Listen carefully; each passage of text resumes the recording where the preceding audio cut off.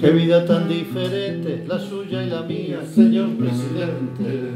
Mientras yo vivo en un rancho que se cae de pobre siempre trabajando. Usted es un terrateniente que vive en palacios rodeado de sirvientes.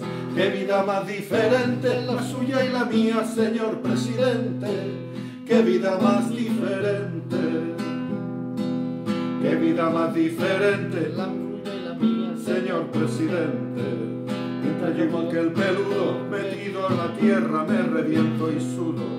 Usted maneja mi suerte chupando importados en Punta del Este. Qué vida más diferente, la suya y la mía, señor presidente. Qué vida más diferente. Qué poder más diferente, el suyo y el mío, señor presidente. Mientras que yo hago milagros con agua y fideos donde comen cuatro. Usted es un mago evidente porque a un gesto suyo brotan los banquetes. Qué poder más diferente, el suyo y el mío, señor presidente. Qué poder más diferente. El mío, señor presidente. Cuando doy un grito largo tengo a gente encima que me va a ahogar. En cambio esa misma gente a usted le hacen caso cuando grita fuerte. Qué poder más diferente, el suyo y el mío, señor presidente. Qué poder más diferente. Qué medidas diferentes se toman a veces, señor presidente.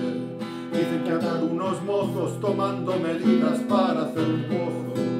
Esos son unos individuos con armas modernas y un apodo antiguo. Qué medidas diferentes se toman a veces, señor presidente. Qué medidas diferentes. Qué medidas diferentes se toman a veces, señor presidente. Mientras yo tomo medidas para achicar el cinto cuando no hay comida. Usted medidas toma achicando ramas para hacer cachiporras. Qué medidas diferentes se toman a veces, señor presidente. Qué medidas diferentes. Qué poder más diferente.